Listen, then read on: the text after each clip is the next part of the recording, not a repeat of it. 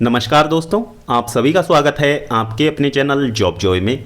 तो दोस्तों, RRB NTPC CBT 1 की आंसर किया जाने के बाद में अब कैंडिडेट्स का सबसे बड़ा सवाल है कि एनटीपीसी सीबीटी 1 का रिजल्ट कब तक आ सकता है। तो दोस्तों, रिजल्ट डेट को लेके विद प्रूफ इस वीडियो में हम बात करने वाले हैं कि आपका जो रिजल्ट है वो कब तक आने की संभावना है और सीबीटी 2 का जो आपका एग्जाम होना है वो कब से कंडक्ट करवाया जा सकता है। विद प्रूफ इस वीडियो में हम आपको बताने वाले हैं। साथ ही हम यहां पे एक्सपेक्टेड कट ऑफ के ऊपर भी थोड़ी सी चर्चा करेंगे कि कितने मार्क्स वाले अभ्यर्थियों को सीबीटी 2 की तैयारी यहां पे करनी चाहिए। तो दोस्तों, पूरी जानकारी आपको इस वीडियो के माध्यम से मिलने वाली है, तो पूरी जानकारी के लिए वीडियो को अंत तक जरूर देखें।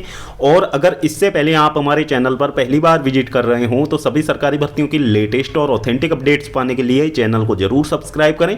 साथ ही बेल आइकन को भी प्रेस कर लें जिससे कि आने वाली वीडियोज की नोटिफिकेशन आपको समय पर मिलती रहे। तो दोस्तों, जैसा कि आप सभी को पता है, आरआरबी की जितनी भी एग्जाम्स होती हैं वो टीसीएस के द्वारा कंडक्ट करवाई जाती हैं और करंट में टीसीएस ही आपके जो एग्जाम है वो कंडक्ट करवा रहा है। तो दोस्तों, टीसीएस के ट्रेंड के आधार पर यदि हम देखें, किसी भी एग्जाम के हो जाने के बाद में यदि हम सबसे पहले आंसर की बात करें कि आंसर की कितने दिनों बाद जारी कर दी जाती है, तो दोस्तों अभी तक जितने भी एग्जाम हुए हैं उसमें एएलपी का एग्जाम आपका हुआ है, एसआई का एग्जाम आपका हुआ है, इसके बाद में जेई का एग्जाम आपका हुआ है, उसके बाद में आपका टेक्नीशियन का एग्जाम हुआ है, फिर इसके बाद में आरपीएफ कांस्टेबल का एग्जाम आपका कंडक्ट करवाया गया है। तो यहां पे सबसे पहले हम आंसर की बात करें तो आंसर की आपके जो एग्जाम कंडक्ट हुए हैं उसके 4 या 5 दिन के बाद में आपकी जो आंसर की है वो जारी कर दी गई है। और सेम चीजें आरआरबी एनटीपीसी सीबीटी 1 के एग्जाम में भी देखने को मिली है। एग्जाम समाप्त हो जाने के बाद में 6 दिन के बाद में आपकी जो आंसर की है वो जारी कर दी गई थी। अब यहां पे बात करें रिजल्ट की, तो दोस्तों अभी तक का जो ट्रेंड देखने को मिला है इन सभी भर्तियों में, तो रिजल्ट की यदि हम बात करें, जितने भी आपकी भर्तियां हुई हैं जैसे कि एएलपी भर्ती, आपका एसआई भर्ती, फिर जेई भर्ती, फिर बात कर लेते हैं टेक्नीशियन भर्ती, फिर बात कर लेते हैं कांस्टेबल भर्ती। तो इनके रिजल्ट की यदि हम बात करें तो जो रिजल्ट में आपका समय लगा है, इन सभी भर्तियों की हम बात कर रहे हैं, इनका रिजल्ट जारी करने में जो टीसीएस ने समय लिया है वो 80 से 90 दिन के बीच का समय लिया है। यानी कि जो आपका रिजल्ट है एग्जाम का वो एग्जाम समाप्त हो जाने के बाद में 80 से 90 दिनों के अंदर अंदर टीसीएस ने जारी कर दिया है।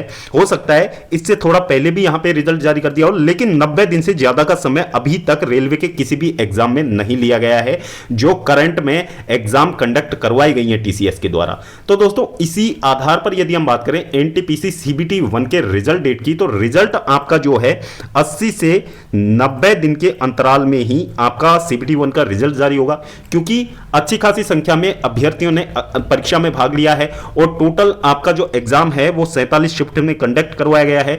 तो रिजल्ट में मैक्सिमम जितना टाइम टीसीएस ले सकता है उतना समय टीसीएस यहां से लेगा।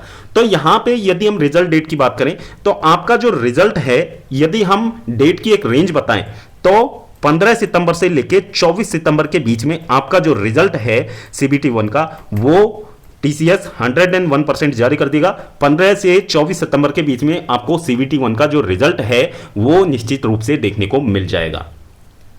अब दोस्तों, आप सभी को पता है एनटीपीसी सीबीटी 1 में वैकेंसीज के 15 गुना अभ्यर्थियों को शॉर्टलिस्ट किया जाना है। अब ये 15 गुना जब अभ्यर्थी शॉर्टलिस्ट होंगे तो जितनी वैकेंसीज हैं, तो आपकी जो वैकेंसीज हैं उसके 15 गुना यदि अभ्यर्थियों को शॉर्टलिस्ट किया जाता है तो 1,26,000 के आसपास कैंडिडेट्स को सीबीटी 2 देने का अवसर यहां पे मिलने वाला है। तो जो आपका एग्जाम है वो सीबीटी 2 का कब से कंडक्ट करवाया जा सकता है। तो दोस्तों, एग्जाम की यदि हम बात करें तो अभी तक का जो ट्रेंड रहा है टीसीएस का रेलवे के एग्जाम्स में, तो आपके सीबीटी 1 का रिजल्ट आ जाने के बाद में 2 महीने का समय यहां पे लिया है सभी भर्तियों में, जिनमें सीबीटी 2 होना था उनमें 2 महीने का समय लिया है सीबीटी 2 कंडक्ट करवाने में। तो यहां से यदि हम लेके चलें तो 1.5 से 2 महीने का समय यहां पे भी लेके चलेगा। तो यहां पे हम बात करें कि 15 से 24 सितंबर तक यदि आपका रिजल्ट आ जाता है तो यहां पे जो आपका रिजल्ट है, रिजल्ट आ जाने के बाद में जो आपका एग्जाम है लास्ट नवंबर से स्टार्ट होने की संभावना है, या फिर जो आपका एग्जाम है वो दिसंबर में कंडक्ट करवाया जा सकता है। तो आपका जो CBT-2 एग्जाम है वो या तो लास्ट नवंबर में या फिर दिसंबर में कंडक्ट करवा लिया जाएगा और जो रिजल्ट है आपका 15 से 24 सितंबर के बीच में रेलवे के द्वारा जारी कर दिया जाएगा।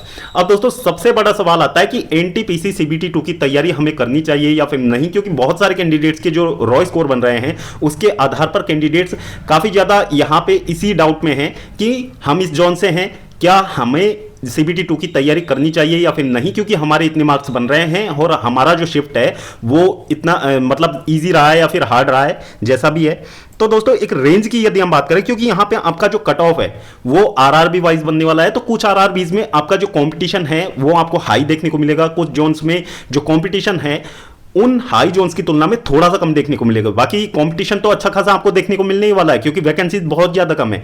तो यहां से यदि हम बात करें मार्क्स के रेंज की, यदि हम बात करें रॉ स्कोर के आधार पर, तो दोस्तों जितने भी कैंडिडेट्स हैं, यदि आपके यूआर कैटेगरी में हम बात कर रहे हैं 65 प्लस यदि आपका स्कोर बन रहा है, आप किसी भी आरआरबी से हो, तो दोस्तों बिल्कुल भी आप लोग चांस मत लीजिए। आपको CBT-2 की तैयारी निश्चित रूप से करनी चाहिए, क्योंकि ये चीजें आपको रेलवे के जितने भी एग्जाम्स होंगे, जैसे कि अभी अंडर ग्रेजुएट का आपका एग्जाम होना है, तो उसमें भी आपको ये चीजें फायदा देंगी। बाकी ये चीजें आपको कंटिन्यूटी में बनाए रखनी है, क्योंकि जीएस आपको कॉमन पढ़ना है, सारी चीजें कॉमन है। रेलवे की जितनी भी आगे आने वाली भर्तियां हैं उनमें भी यही चीजें आपको देखने को मिलेंगी। तो यहां से यदि आपका इतना स्कोर बन रहा है तो आपको निश्चित रूप से तैयारी करनी चाहिए, क्योंकि सिलेबस में किसी भी तरीके का कोई फेरबदल नहीं है, वही आपका सिलेबस रहने वाला है। तो CBT-2 की तैयारी आपको निश्चित रूप से करनी चाहिए, क्योंकि नॉर्मलाइजेशन का अभी कोई अता पता नहीं है कि नॉर्मलाइजेशन में कितने मार्क्स बढ़ जाएं।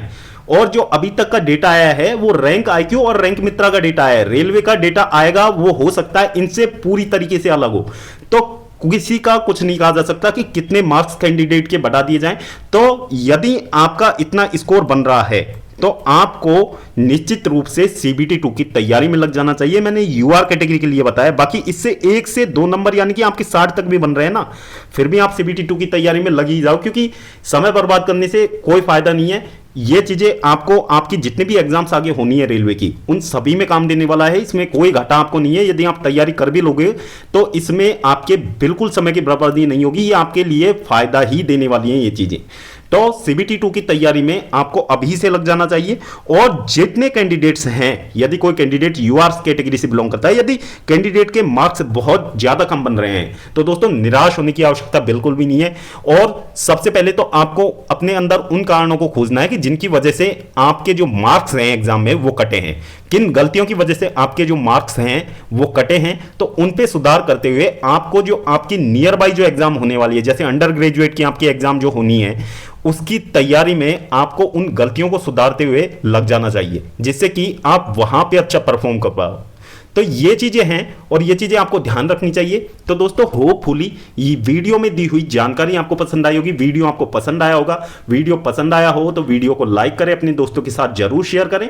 और अगर इससे पहले आप हमारे चैनल पर पहली बार विजिट कर रहे हो तो सभी सरकारी भर्तियों की लेटेस्ट और ऑथेंटिक अपडेट्स पाने के लिए चैनल को जरूर सब्सक्राइब करें, साथ ही बेल आइकन को भी प्रेस कर लें, जिससे कि आने वाली वीडियोस की नोटिफिकेशन आपको समय पर मिलती रहे।